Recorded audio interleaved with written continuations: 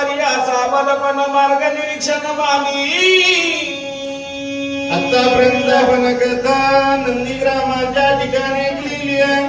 मारुतीनं राजा भरताला झालेली कथा घडलेला वृत्तांत सर्व सुरू केला.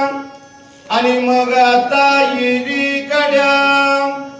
येरीकडा म्हणलं की कथा भाग बदललेला. कथा भाग स्वेचळ पर्वताच्या पायथ्याशी जिथं परमात्मा भगवान रामचंद्राचं वास्तव्य आहे. प्रभूनं आपल्या बंधूचं डोका मांडीवर घेतलेला. मारुती औषधी आणण्यासाठी गेलेली तर पण औषधी घेऊन आले नाहीत. म्हणून प्रभूच्या मनाला चिंता वाटू लागली. प्रभूचं मन संकल्प विकल्प करू लागलं. कशा प्रकारचं ऐकू म्हणतात. विलंबन नकळे काही झाले विघ्न राक्षसी छळून मारिला.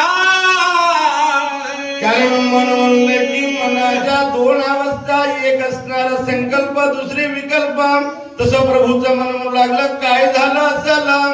राक्षाने छळ केला असेल का, काही माव केली असेल का, काही कपट केलं असेल का, काला नसेल बरं. ही सगळ्या पर्वताची चुकला की पर्वतांतराशी गेला की जाता मार्गाची मुलाला वेडा बला कपिंद्रे.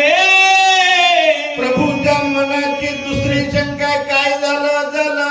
माझ्या मारुतीचा मार्ग चुकला असेल का, काय माझ्या मारुतीला वेळ लागला असेल, नेमकं काय झालं असेल बरं. तिची गेला पर्वत हिटा गेला. औषधी नोवलिकेची वही लागी डोळा लागला पर्वती. मन म्हणू लागलं काय झालं असेल.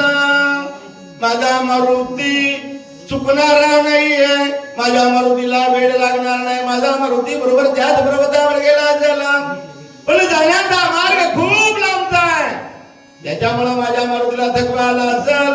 विश्रांतीसाठी पर्वतावर थांबले असतील. आणि थांबल्याच्या नंतर डोळा जर लागला नसेल, मारुती झोपेमध्ये राहिले असतील का, काय झालं असेल बरं. राक्षस कुणी मिळाले तेथे ती माया केली बहुत गोवनी पारिला हनुमंत कपिनाथ विटंबिला. मन म्हणू लागलं नाही, माझा मारुती झोपणारा नाही, माझा मारुती चुकणारा नाही. पण ज्या पर्वतावर औषधी येतात त्या पर्वतावर त्या औषधीला दुष्टदुराचारी गंधर्वाचं राखण आहे. मग या राखणदार गंधर्वाने काहीतरी माव केली असेल, कपट केला असेल आणि मारुतीला अडकून टाकला असेल का, म्हणून यायला वेळ लागला असेल का. तो नबी राक्षसाशी नाकळ्या सर्वता